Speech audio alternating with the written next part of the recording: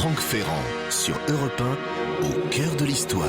Et dans le cadre de la journée spéciale Astérix sur Europe 1, Franck Ferrand nous propose un numéro hors série d'au cœur de l'histoire. Bonjour Franck. Bonjour Julia, bonjour à tous. Jean-Jacques Rousseau, dont on a célébré en juin le tricentenaire, écrivait « L'étude a été pour moi le souverain remède contre les dégoûts de la vie, n'ayant jamais eu de chagrin qu'une heure de lecture ne m'ait ôté. » Eh bien, pour paraphraser le Genevois, je dirais que je n'ai jamais eu de chagrin qu'une heure dans un album d'Astérix n'ait adouci.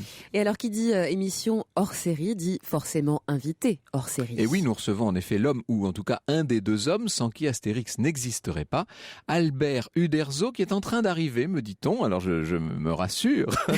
Il sera avec nous dans ce studio. Vous imaginez si nous sommes heureux et fiers.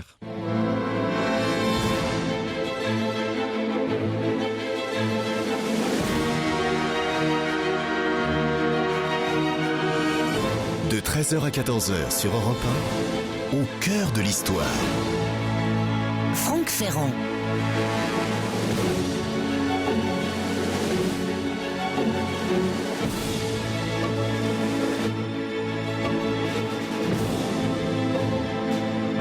Certains créateurs font des machines, d'autres des lois, ou des jardins, ou des livres, ou des sites internet. Tous cultivent l'imagination.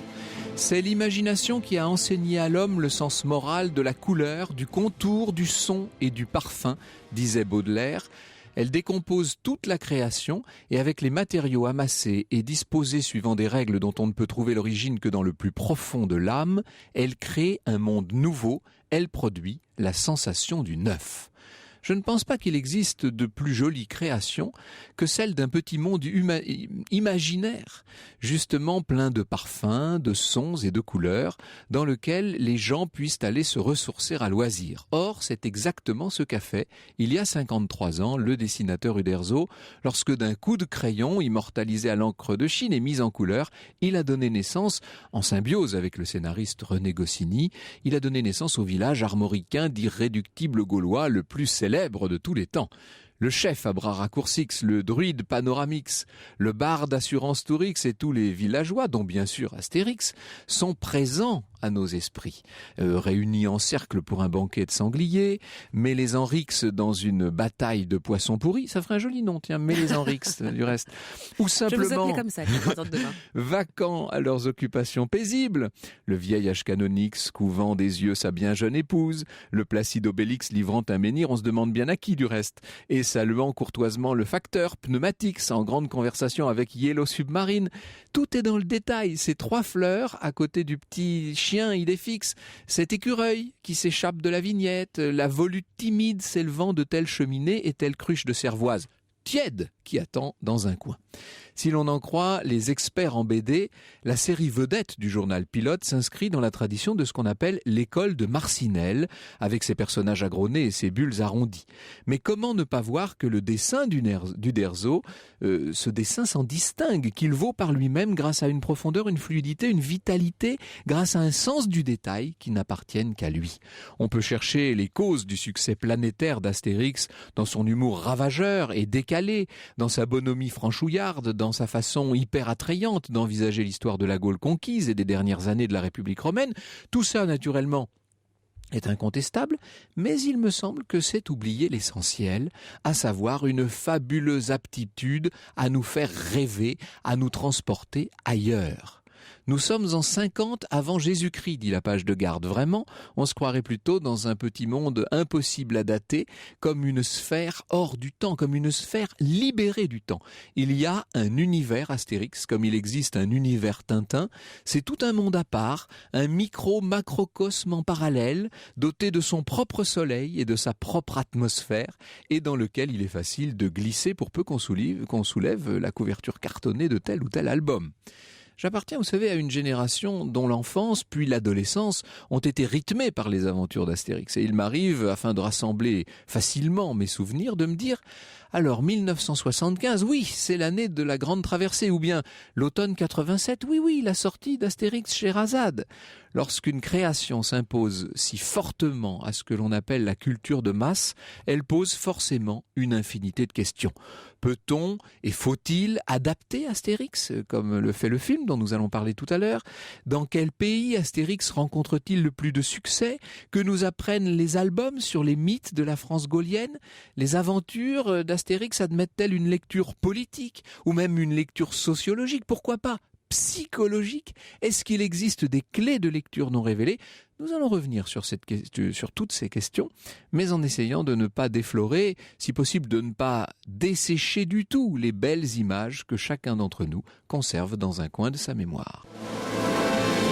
L'histoire sur Europe 1, c'est avec Franck Ferrand. Oui, de notre cher Yves Calvi, bien entendu. Et nous avons la chance et le plaisir de recevoir, vous l'avez dit Franck tout à l'heure, le célèbre dessinateur Albert Uderzo. Bonjour Albert Uderzo. Oui, bonjour, je suis désolé du retard. Mais non, mais je vous en prie, nos auditeurs ne s'en sont même pas rendus compte, vous savez. Alors la seule chose, c'est que vous n'avez pas entendu toutes les gentilles choses que j'ai dites sur vous, ce qui vous permet de ne pas rougir, c'est très bien finalement. Ça m'aide un peu. Alors, nous allons, si vous voulez bien, reprendre l'histoire d'Astérix par le commencement, c'est-à-dire par les tout débuts. Au tout début, parce que j'ai là sous les yeux, moi, un album magnifique avec la première partie de vos productions, Oui, toutes sortes de bandes dessinées dans les années 40 Oui. jusqu'au début des années 50. Alors, il y a eu encore une décennie entre cette période et la création d'Astérix. Et vous nous dites, dans votre autobiographie, qui s'appelle Albert Uderzo se raconte, aux éditions Stock, j'aimerais faire un petit arrêt sur image pour réfléchir au temps passé, car aujourd'hui, en explorant ma mémoire, je suis étonné par tout ce que nous avons tenté de développer avec plus ou moins de réussite entre 1951 et 1959, c'est-à-dire durant les 8 années qui ont suivi ma rencontre avec René Goscinny, Jean-Michel Charlier et Jean Hébrard. Avec le recul, je constate que nous avons eu peu de temps pour développer avec une sacrée énergie cette profusion d'idées et de créations qui aboutiront finalement à la naissance du journal Pilote. Ça a été un moment de foisonnement. C'est vrai, c'est assez étonnant et c'est en l'écrivant d'ailleurs que je me suis rendu compte que le temps passait à une vitesse extraordinaire et que nous ayons pu avoir des aventures aussi grandes, puisque pour arriver à l'avènement du journal Pilote, on était loin de s'y attendre. Et quand on pense qu'il ne s'est passé que 8 ans du jour de notre rencontre avec René Goscinny, on était tellement loin de nous attendre un jour à ce genre d'aventure que ça paraît incroyable. Aujourd'hui, dans ma vie, 8 ans, c'est vite passé. Mais alors, à l'époque, il se passait pas mal de choses pendant ces 8 ans. Oui, mais surtout que là, c'était une période de création intense. Absolument, oui. Alors, vous êtes un jour c'est chez vous qu'a eu lieu la création, on peut dire, du personnage, l'idée. Oui, Vous étiez en train de passer en revue les grands moments de l'histoire de France et vous demandez à quelle période vous pourriez situer une aventure. Dans notre HLM de Bobigny, face au cimetière parisien de Pantin, merveilleux décor. On ne s'est pas rappelé de quel mois il s'agissait. C'était forcément un mois d'été puisqu'il faisait très chaud, ou juillet ou août. Et là, on a décidé de trouver une idée parce que le temps faisait que nous n'avions plus beaucoup de temps, justement. Le journal devait paraître, comme on le sait, le 29 octobre 1959. Et nous avions une première idée qui a capoté parce que nous avions cru que c'était une bonne idée et elle était déjà utilisée par un autre dessinateur, à savoir le roman de Renard. Donc, il a fallu faire très vite. René m'a dit, cite-moi les grands éléments de notre histoire. J'ai commencé par l'homme des cavernes. Il m'a dit, non, ça c'est déjà fait. Les Gaulois, ben oui, ça. On avait cru à l'époque que les Gaulois n'avaient jamais été pris sur le plan humoristique. On s'est rendu compte après que ça avait déjà été fait, mais bon, c'était trop tard. Et heureusement qu'on ne le savait pas. Alors, vient assez vite le nom d'Astérix, et puis tous les noms des personnages. Vous savez, nous, quand nous avons pensé à faire des Gaulois, nous avons bien sûr pensé à Vercingétorix. Oui. Alors, tout de suite, on a dit, tiens, notre héros s'appellera Astérix, ça sonne bien, et puis tous les autres sont venus en une demi-heure, et c'est devenu un jeu pour nous. Et effectivement, ça vient très facilement, ça c'est très facile. Assurance Tourix, par exemple, nous a plongé dans une hilarité au moins de 2 minutes, et puis ensuite on est passé au suivant.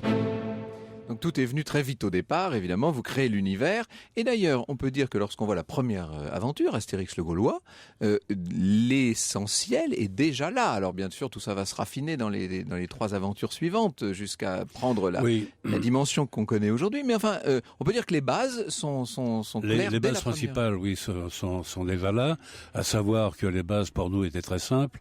On prenait ce que nous avions appris lors de notre enfance dans les manuels d'histoire, où on nous expliquait que les Gaulois, c'était avant tout, il y avait un chef, il y avait un druide, il y avait un barde, ça n'allait pas plus loin. Donc on s'est servi de ces bases très simples pour construire un petit village, sans prétention, mais où il fallait donner quand même un motif très, très important pour réagir face aux légions romaines. Et c'est là où on a eu l'idée de nous servir de l'image d'un druide, parce que les druides avaient ce côté magique qui a donné lieu à toutes ces légendes celtiques qu'on a connues par après, avec les chevaliers de la table ronde, par exemple, le Merlin l'Enchanteur et compagnie. Donc, ça nous a donné l'idée, ça a donné l'idée surtout à mon ami René Goscinny de faire fabriquer par le druide possibilité d'une potion magique qui leur donnait une force surhumaine. La fameuse potion magique des Gaulois, en tout cas du village d'Astérix. Franck Ferrand sur Europe 1. Et je vous rappelle que c'est une journée spéciale Astérix sur Europe 1 dans le cadre de la sortie du film Astérix et Obélix au service de Sa Majesté dans les salles le 17 octobre. Et nous avons la chance avec Franck de recevoir le père d'Astérix, Albert Uderzo. Et le père d'Obélix, et peut-être encore davantage le père d'Obélix que celui d'Astérix, d'ailleurs, car c'est vraiment votre création propre, Obélix, Albert Uderzo. Ça fait partie de cette aventure à laquelle, évidemment, personne ne se doutait du but et de l'arrivée, surtout. Il faut déjà expliquer que Astérix, il est né pourquoi ? Parce que nous avions eu la liberté de créer enfin ce que nous voulions créer dans la forme d'humour que nous souhaitions. Sans contrainte. Sans contrainte, à savoir que jusqu'à Astérix, tous les directeurs de journaux, les rédacteurs en chef nous demandaient de faire du sous-Tintin, évidemment. Tintin, il fallait copier Tintin. Oui. Voilà, parce que c'est ce qui marchait. Donc, et on a été obligé de faire des sous-Tintin pour arriver à vivre. Et lorsque nous avons eu cette possibilité grandissime et extraordinaire, René m'a dit, on fait un héros qui est un anti-héros. J'avais commencé à dessiner le personnage en lui donnant une taille qui me paraissait normale au vu des Gaulois tels que nous les apprenions à l'école. Et il m'a dit non, je veux un petit bonhomme pas joli, mais pas forcément intelligent, mais très malin. Je fais donc ce petit personnage et je dessine à côté, paraît-il que je suis têtu, et c'est lui qui le disait d'ailleurs, René, j'ai dessiné un personnage plus grand qui portait un menhir parce qu'il fallait lui donner une utilisation, du fait qu'il était en armorique. Il avait d'ailleurs une hache sur le côté de la ceinture, qu'il a perdue par après. Et voilà. Et René s'est rendu compte petit à petit que ce personnage pouvait être quand même intéressant pour donner la réponse au personnage principal. Il a perdu la hache, il a gagné du ventre, Obélix. Il a surtout gagné une épaisseur psychologique, finalement. Il devient un personnage d'une grande subtilité sous ses dehors. Et je dois dire que là, René Goscinny a créé en deuxième main ce personnage. Moi, je l'ai créé physiquement, lui, il l'a créé sur le plan moral. Et c'est un personnage très riche, finalement. On s'en rend compte aujourd'hui parce que j'imagine que les lecteurs, et surtout les enfants, ont une préférence pour ce personnage. Le succès s'est révélé rapidement avec Astérix le Gaulois. Oui, relativement rapidement, puisque le premier album est sorti en 1951, à 6500 exemplaires.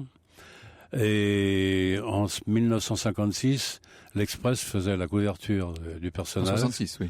En mettant phénomène de société. Et donc on s'est dit... il n'y avait pas que ça d'ailleurs, vous savez. On s'est promené... Goscinny et moi-même dans la rue et on a entendu Astérix viens ici. C'était un chien qui se baladait qui s'appelait Astérix. On s'est dit qu'il y a peut-être quelque chose qui fonctionne. Vous avez même cru, vous racontez ça dans vos mémoires, là, vous avez cru qu'on avait baptisé un satellite français du nom d'Astérix. Il y a eu là-dessus... Il y a eu un satellite français qui s'appelait officiellement A1. Voilà. et dont un ingénieur de satellite s'est amusé à donner le nom d'Astérix. Alors très vite, Astérix devient donc, comme le disait l'Express au milieu des années 60, un phénomène de société. On dépasse le cadre du journal pilote et même des albums pour voir naître des dessins animés. Et tout ça se fait bien sûr dans une atmosphère de rigolade, d'éclat de rire, mais ça reste très sérieux, comme le disait René Goscinny au micro de Christian Barbier. Vous savez, nous, dans notre travail, c'est un jeu que nous prenons très au sérieux. C'est un énorme travail et par conséquent, on doit le faire d'une façon très professionnelle. Dans un dessin animé, on ne rit pas sur le plateau. Et par conséquent, on le fait très très sérieusement. Et on n'a pas le droit de rire.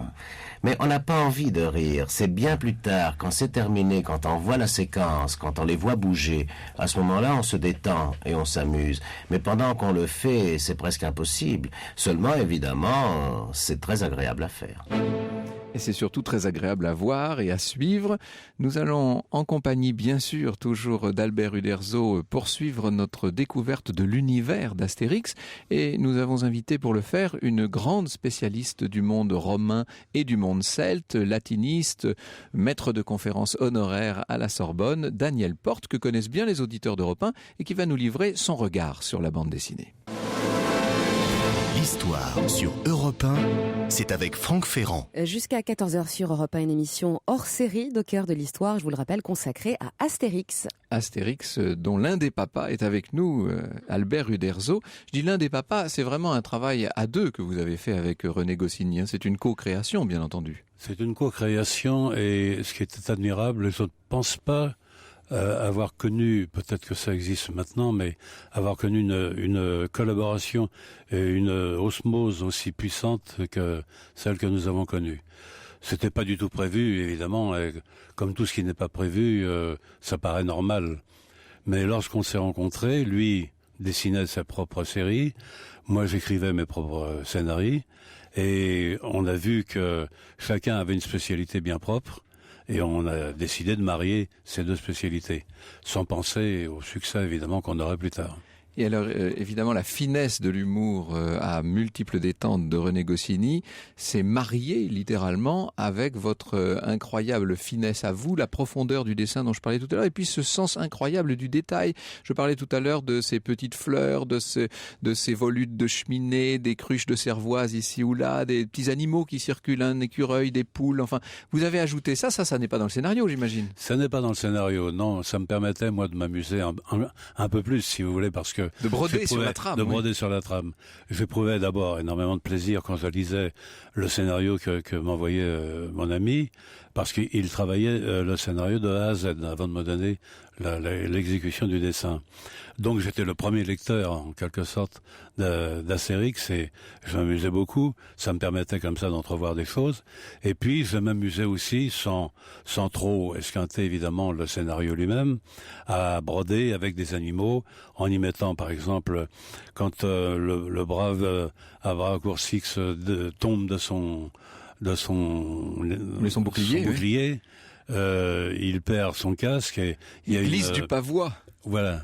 Et une poule s'approche du casque qui a des plumes et est amoureuse de ce casque. Voilà, des choses aussi bêtes et aussi simples, mais qui m'amusaient à traiter. Et qui donne au dessin toute sa profondeur, précisément. On n'est pas dans quelque chose de trop épuré. C'est toute la force, à mon avis, de cet univers que vous avez réussi à créer. Alors, on écoute depuis le début de cette émission des extraits d'une émission que Christian Barbier avait consacrée à Goscinny le 1er janvier 1969. On est à la très grande époque d'Astérix, là, au sommet, si je puis dire.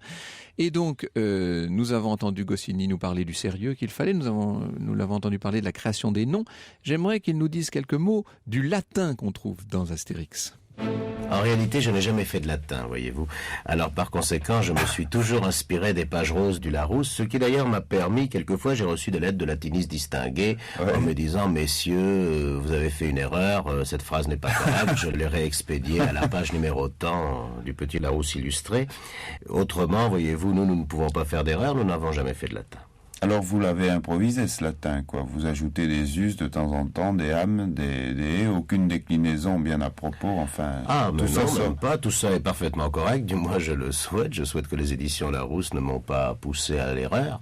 Non. À part ça, leur nom, bien sûr, se termine en us, c'est le nom des villes en âme, mais c'est tout. Ils n'improvisent jamais, mes Romains. Jamais. Ils sont fous, mais ils n'improvisent pas. Ils sont fous, ces Romains, et ces latinistes parfois un peu aussi, mais pas vous, Daniel Porte. Bonjour.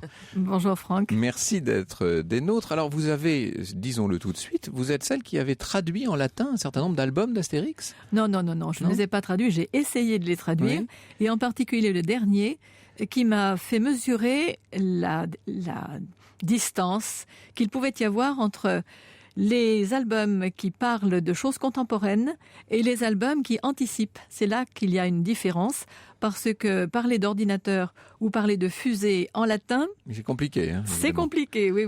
Je suis désolé de vous avoir posé des éléments aussi lourds. Alors vous qui connaissez si bien le monde romain et pas mal du tout le monde gaulois, qu'est-ce qu'il y a dans Astérix d'historique ? Après tout, on est dans une émission d'histoire ici. Alors dites-nous, l'univers général qui est présenté, cette Gaule de la toute fin de la conquête romaine et de la toute fin de la République romaine, cette Gaule de 50 avant Jésus-Christ, elle vous paraît crédible ? Elle est crédible et elle n'est pas crédible sur un plan purement historique. Mais je pense qu'il ne faut pas s'attacher à la réalité vraiment historique, parce que ce n'est pas le but de l'opération. Oui, ça, certainement. Non. Par exemple, Monsieur Goscinny ou Monsieur Uderzo, peu importe, date de 50, tous les épisodes, mais il fait qui parler... fait une année très riche, une année très ce qu'on appelle une dilatation du temps. C'est l'année où la Gaule est conquise, puisque 52, Alésia bien sûr, et après Uxellodunum en 51, mais en 50 on est tranquille. Mais à ce moment-là, il va se priver de Cléopâtre qui est en 48, de Thapsus qui est en 46, de Pharsale qui est même en 48. Donc il faut échapper à cette rigueur historique pour se plonger justement dans l'univers Astérix et s'apercevoir qu'il n'y a rien de commun sur le plan des dates. En revanche, il y a énormément de choses qui sont parfaitement observées. Le seul handicap, si l'on peut dire, c'est que nous n'avons pas de renseignements vraiment forts sur la vie quotidienne, sur l'existence, sur la mentalité gauloise à l'époque de César. Nous en avons beaucoup plus sur la Rome impériale. Oui. Et donc, c'est un anachronisme voulu que de présenter les Gaulois de l'époque de César avec énormément de références à la Rome impériale. Par exemple, les orgies qui n'avaient aucun cours, si l'on peut dire, à l'époque de César, mais qui permettent d'introduire en plus la notion de l'anachronisme, qui est, je crois, le fondement même de tout Astérix, en particulier avec les orgies vues par Fellini. Eh oui, par exemple, bien sûr. Oui, on a d'ailleurs, on n'a pas voulu essayer de traduire exactement ce qu'était la réalité. D'ailleurs, à l'époque, on avait peu de moyens de savoir exactement quelle était la vie vraiment des Gaulois de l'époque. On s'est servi d'images tout à fait rudimentaires, mais on a triché. Vous avez déployé des images d'Épinal en quelque sorte. Évidemment, on s'est amusé à traiter l'histoire, et on regrette pas d'ailleurs, parce que si on avait raconté la véritable histoire, je ne sais pas du tout si on aurait pu y trouver un gramme d'humour. Absolument mais pas. Là, on a chahuté un peu justement, et les éléments et les personnages, comme vous parliez de Cléopâtre par exemple, parce que ça nous donnait une motivation à créer une histoire qui puisse amuser le public. Bien sûr. Ah, le bonheur des orgies à la fondue d'Astérix chez les Helvètes. L'histoire sur Europe 1, c'est avec Franck Ferrand. Et je vous rappelle que c'est une journée spéciale sur toute l'antenne d'Europe 1 à l'occasion de la sortie en salle le 17 octobre prochain du film Astérix et Obélix au service de Sa Majesté. Si vous souhaitez réagir, poser des questions, europe1.fr évidemment. Nous vous retrouvons Franck avec vos invités pour en parler. Avec mes invités, donc Albert Uderzo évidemment, et Daniel Porte, qui est maître de conférences honoraire à la Sorbonne et qui est grande latiniste devant l'Éternel, qui donc porte sur tout cela un regard d'expert, mais un regard très amusé, Daniel Porte. Ça vous fait rire, Astérix? Absolument. Il y a différents niveaux pour le lire, bien entendu, mais ce que j'apprécie beaucoup, c'est que c'est une bande dessinée intellectuelle et sans prétention. Autrement dit, je crois que le summum de ce que vous avez fait de plus génial, ça se trouve dans les Jeux Olympiques, où vous avez un bas-relief qui représente un taureau avec dessus deux personnages qui appuient la main sur le taureau qui est par terre. Et là, il faut savoir le grec pour apprécier vraiment, parce qu'il y a Goskini, Despotes, Uderzo, Tyrannos. Ça, c'est absolument superbe, en grec. Autrement dit, ça veut dire Goscinny le plus fort et Uderzo le patron, si vous voulez. Ça, il faut le faire. Oui, je veux dire que par moments comme ça, et ça c'est une idée qui m'est venue parce qu'il fallait quand même qu'on pénètre un petit peu nous-mêmes d'ailleurs dans les aventures d'Astérix. Ça me suis toujours amusé quelquefois à nous caricaturer. Et à mettre d'ailleurs un certain nombre de personnalités célèbres des différentes époques dans les aventures, bien sûr. Bien sûr, on retrouve Guy Lux, on retrouve Pierre Tchernia, etc. Pierre Tchernia surtout, qui avait pas mal, beaucoup de rôles. Qui était votre complice un peu, on peut dire. C'était notre complice et il adorait évidemment de se voir apparaître. Surtout que ça dégradait parce qu'il a commencé par faire partie de l'état-major de César pour finir en légionnaire un peu ivrogne qui finissait mal. On s'amuse comme on peut. Mais oui, mais c'est justement, ce sont toutes ces références à des niveaux différents qui font la richesse de la BD. C'est-à-dire que vous faites des clins d'œil à la société actuelle, mais vous faites aussi des clins d'œil à toutes les grandes références culturelles. Daniel nous parlait elle évoquait pendant l'écran publicitaire l'album Astérix chez les Belges, où l'on a carrément les noces de Bruegel revues et corrigées à la façon Uderzo à l'époque antique, en fait. Avec le coup de génie, je trouve, qui est de remercier Victor Hugo et Bruegel dès la page de garde. Parce qu'en plus, vous avez Waterloo. Alors, Waterloo, c'est attendu chez les Belges, évidemment, mais vous avez en plus une sorte de virtuosité pour mélanger encore les époques dans les citations. Parce que vous avez Waterloo Morne-Plaine qu'on attend évidemment, mais vous avez aussi le plat pays qui est le mien, c'est-à-dire Jacques Brel, en plein milieu. Et là-dessus, vous avez toute la citation de Victor Hugo sur Grouchy et Blücher, bien entendu. Et il attendait, mais ce fut Astérix, bien évidemment. Et là, on a cette sorte d'humour bien spécial et que j'adore.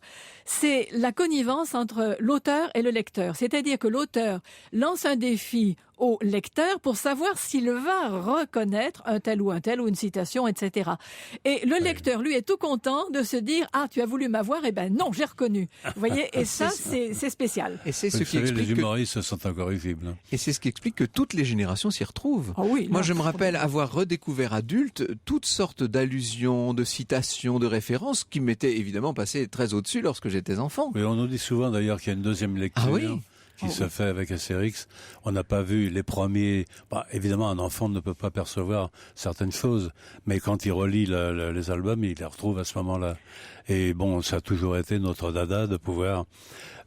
non pas chercher une deuxième lecture, mais d'essayer d'en amuser le plus possible. C'est le message à nos auditeurs. Allez retourner dans vos albums, retrouvez les albums d'Astérix et vous allez avoir cette deuxième lecture qui est un véritable régal. Alors bien entendu, une lecture qui suppose la surutilisation des anachronismes. On peut dire que Astérix est volontairement le temple de l'anachronisme. Quand vous emmenez Astérix chez les Bretons, ce qui est le cas donc de l'adaptation là au cinéma, dont nous allons parler dans un instant, évidemment, vous y installez le thé, vous y installez le rugby. On invente le thé. Enfin, vous inventez le thé, vous inventez le rugby, etc. Tout ça est incroyable. Oui, absolument. Vous savez, on est obligé... Nous étions obligés avec René, quand il voyageait, de faire en sorte qu'on puisse reconnaître dans quel pays ils allaient. Et les particularités de chaque pays étaient forcément des particularités, c'est très typé, oui, bien sûr, modernes. Parce qu'il est évident que, je ne sais pas comment s'appelaient les Bretons à l'époque, c'était les Angles peut-être, et qui n'ont rien à voir avec les Bretons d'aujourd'hui, qui sont nos Bretons à nous. On devrait dire joli thorax avec sa moustache. Oui, c'est ça. Oui. Donc, on est obligé de jouer là-dessus. Et c'est curieux d'ailleurs parce que certains ont réagi un peu négativement. En Espagne, par exemple, on nous a dit, vous avez fait, en ce qui me concerne, vous avez fait des Espagnols bruns qui ressemblent plus à des Gitans qu'à des Espagnols. Parce que les Celtibères étaient blonds, paraît-il, c'était une race celtique. Et donc, ils se trouvaient vexés d'avoir été représentés de cette façon-là. Seulement, on est bien obligé pour faire comprendre à certains des autres pays que c'était l'Espagne en faisant des Espagnols, des Ibères correspondant à ce qu'on a dans l'image d'aujourd'hui. Et ainsi de suite. Il y a eu pas tellement, mais enfin, je sais que en Suisse, par exemple, les Helvètes, quand on a fait les Helvètes, on a eu des Suisses qui nous ont dit « Mais il n'y a pas que les... Il n'y a pas que les coffres-forts en Suisse, il y a aussi le chocolat. Le chocolat, il n'existe quand même pas à ce moment-là. C'est curieux comme... On se rappelle la dernière réplique d'Obélix. Alors Obélix, comment était-ce l'Helvétie? Comme il n'a jamais vu les montagnes, car il a passé son temps, le pauvre, ivre et assommé. Plat, répond-il. C'est ça, oui. C'était le résumé de ça, de l'histoire. Alors, on va venir aux différentes adaptations, à la difficulté sans doute d'adapter à Astérix dans un instant. Dites-nous peut-être, Albert Uderzo, si vous le savez, s'il y a des pays dans le monde qui ont adopté Astérix autant que la France. Est-ce qu'il y a des pays où Astérix... J'en connais quelques-uns, mais surtout un qui nous a surpris, Goscinny et moi, c'est l'Allemagne. Ah oui. L'Allemagne, 10 ans après la sortie d'Astérix, un éditeur allemand a voulu sortir Astérix. Et le succès a été faramineux. Et ça nous a été très utile. Pourquoi? Parce que le succès d'Astérix en France a été mal compris. On a dit... oui, c'est une parodie de l'occupation, quoi. Plus que ça, c'est l'image de Gaulle, parce que De Gaulle, la Gaule, ouais, De Gaulle avec 2 L et la Gaule avec un L, ça faisait rien. On faisait un mixage des choses, alors que le général De Gaulle n'avait pas besoin de nous en 58 pour plaider sa Mais c'est vrai qu'il y a une concomitance. Vous arrivez à peu près au début du régime gaulien, c'est vrai. Oui, et tout le décollage d'Astérix a lieu pendant les années du général de Gaulle. Voilà, ça, exactement. D'où l'image que ça donnait. Et alors, on disait surtout le succès, parce que en France, nous sommes un pays qui devons expliquer les raisons d'un succès, surtout d'un succès. Voilà, le succès vient surtout du fait d'avoir chatouillé un peu l'esprit cocardier du français. Et ça nous gênait un peu, parce qu'avec René Goscinny, nous avions un devoir de ne jamais faire de politique, de ne pas montrer une image, disons une direction politique. Ça n'a jamais été notre rôle. On sait qu'on s'adresse à des enfants et on ne veut pas jouer sur la moralité des enfants. Et puis est arrivé justement ce succès en Allemagne. Et alors là, on a dit, bon, écoutez, il n'y a aucune raison que les Allemands soient cocardiers pour les Français. Donc c'est qu'il y a autre chose. Voilà, les Allemands y trouvaient bien autre chose que la caricature de l'occupation à travers l'occupation romaine en Gaule. Oui, sans absolument. doute. Franck Ferrand sur Europe 1, au cœur de l'histoire.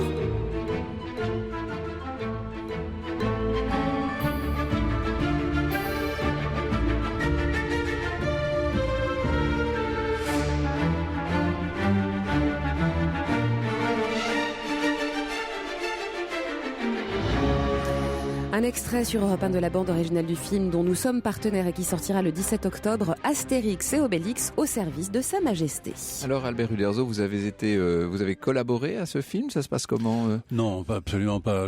Mon seul travail, ça a été de lire l'adaptation qui a été suivie de très près d'ailleurs, qui m'a permis de croire que nous avions un bon film à partir du moment où les 2 personnages principaux avaient un rôle qui leur allait, parce que qui était conforme, à l'esprit des personnages. À l'esprit du personnage, voilà. En fait, vous avez commencé par adapter la bande dessinée en dessin animé, et puis plus tard sont venus les films. Voilà, le passage du dessin animé au film, c'est complexe quand même, hein, évidemment. Très complexe. Et là, le premier film qui a été demandé par Claude Berry, je n'y croyais pas tellement, parce que je voyais mal comment trouver un comédien qui puisse ressembler à ce personnage difforme. Et il a bien fait d'ailleurs de faire cette expérience qui s'est avérée être un succès. Le premier film, c'est le film qui a été réalisé par Claude Zidi, qui était d'ailleurs dans un décor extraordinairement beau. Et là où on a découvert qu'il y avait un Obélix patent qui était Depardieu et qui n'a pas quitté. Nous avions notre Obélix. Hein. Ah oui. Une évidence. Ça y est, maintenant il est Obélix à la vie. Vous avez en quelque sorte un droit de regard, j'imagine, sur tout ce qui se fait concernant Astérix. Il y a le parc à thème également. Oui, bien sûr. Le parc à thème, d'ailleurs, c'est une idée que nous avons eue avec un de mes collaborateurs. C'est une idée folle. Nous n'avions absolument aucun moyen financier, nous, pour créer ce genre de choses. Il a fallu investir avec des banques Oui, c'était une grande aventure. Oui, une grande aventure. C'est arrivé difficilement d'ailleurs, parce que Il y a eu quelques problèmes au départ. Puis finalement, ça a abouti à ce qu'on sait. Et je suis très heureux de savoir que ça a pu aboutir. Alors, à l'occasion de la sortie du film, Astérix et Obélix au service de Sa Majesté, quand je parlais d'anachronisme tout à l'heure, là, ça se pose là, il y a des albums qui ressortent. Donc, vous ressortez Astérix chez les Bretons et les Bretons sous une couverture particulière. Hein, oui, on a changé la couverture pour faire en sorte que ça rentre dans la nouvelle sphère de l'album. Il y a également et puis, un double album. Un double album avec, qui concerne le film exclusivement. Et puis un double album avec Astérix et les Bretons et Astérix et les Normands. Oui, puisqu'on peut dire que le scénario du film s'inspire directement de ces deux grandes aventures. Oui, parce que pour une raison très simple, c'est qu'en général, un album, on a constaté ça même à l'époque avec René Goscinny, un album ne peut donner que 60 minutes de film. Et on a toujours été presque obligé de prendre un deuxième album pour faire un film de 80 minutes qui est le minimum imposé. Alors, deux messages qui nous arrivent, un par Facebook et un par Internet. Un pour vous, un grand bonjour à ce grand monsieur qui nous fait tant rire en grandissant. Merci monsieur Derzo, merci monsieur Goscinny, dit Emmanuel. Et puis Pierre me fait remarquer que tout à l'heure, sans doute dans l'émotion de ce début d'émission, j'ai attribué à Jean-Jacques Rousseau une citation qui en fait est de Montesquieu. N'ayant jamais eu, vous savez, de chagrin qu'une heure de lecture de Métauté, je rends donc à César ce qui lui appartient, à Montesquieu, qui est l'auteur de l'Esprit des lois, notre plus grand juriste du XVIIIe siècle. Je cite, pour finir, il y aurait là beaucoup d'ouvrages à citer, mais bien sûr, les mémoires d'Albert Uderzo s'appellent Albert Uderzo se raconte, c'est édité chez Stock. Un ouvrage vient de sortir qui s'appelle René Goscinny, 1001 visages, présenté par José-Louis Bocquet chez Imave Éditions. Et puis alors, ce chef-d'œuvre incroyable, c'est le premier d'une longue série, et il paraît qu'il va y avoir 7 tomes, me dites-vous. Hein. Ça s'appelle tout simplement Uderzo, l'intégrale, et le premier volume est consacré à la période 1941-1951 par Philippe Cauvin et Alain Duchesne. Quant à vous, Daniel Porte, nous attendons bientôt un Vercingétorix qui doit sortir. Et oui, il n'y a pas grand rapport avec Astérix, puisqu'on commence Astérix au moment où Vercingétorix jette ses armes sur les pieds de César. Oui. Mais donc, il y avait quand même beaucoup à dire sur le personnage. Allégia chez Oucha, Allégia. Merci infiniment, Albert Uderzo, d'être venu nous rendre visite. Non, merci à vous.